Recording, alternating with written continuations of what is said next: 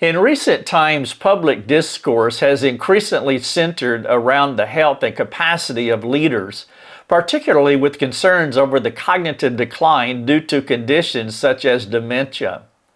This discourse often lacks the sober-mindedness required when discussing such serious matters, especially when it concerns a figure as prominent as the President of the United States.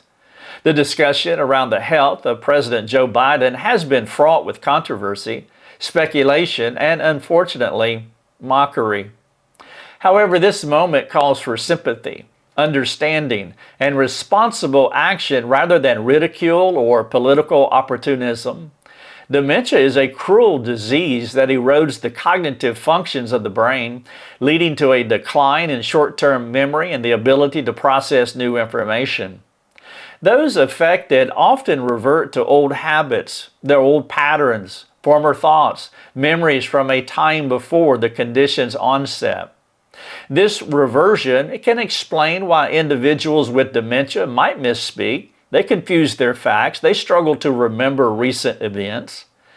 The decline primarily affects short-term memory, leaving a person's long-term memories and deeply ingrained habits intact, though they may mix them up or misremember the details. Given these challenges, it is deeply concerning to see the health of a sitting president become fodder for ridicule and political point scoring. Regardless of one's political affiliation, it is essential to recognize the severity of cognitive decline and approach the subject with the gravity that it deserves.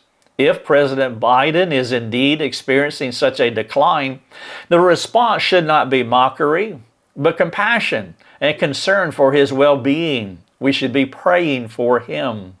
The conversation should also extend to the implications of a leader's capacity to serve in their role effectively.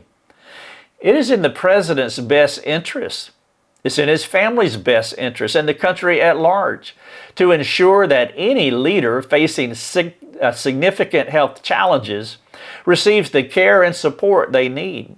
If cognitive decline impedes the ability to fulfill the duties of the presidency, it may be necessary to consider steps for removal, not out of malice or any kind of hatred for him, but out of a duty to ensure the nation is led by someone fully capable of meeting its demands.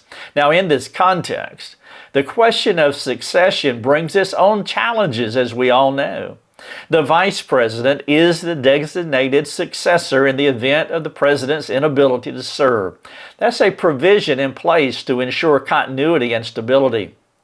Criticisms of Vice President Kamala Harris's competence, it highlights the complexity of political leadership and succession planning. While opinions on her capabilities vary, the focus should remain on the governance principles and mechanisms to address such transitions.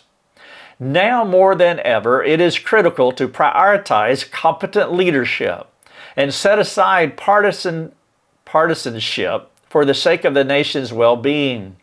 The challenges facing the United States and the world demand leaders who are skilled, knowledgeable, and capable of engaging with the complexities of their roles. In moments like these, the country must come together to support not only the affected individuals, but also to uphold the standards of leadership that this time requires. A president's health is a matter of national concern, deserving of a thoughtful, compassionate response. Ridicule serves no purpose but to divide and detract from the severe considerations at hand. Instead, we should approach these discussions with sympathy. We should advocate for the necessary care of those affected, in this case, our president, and ensure that our leaders are in the best position to serve. Through such sober-minded responses, we can navigate these challenges with dignity and respect for all involved.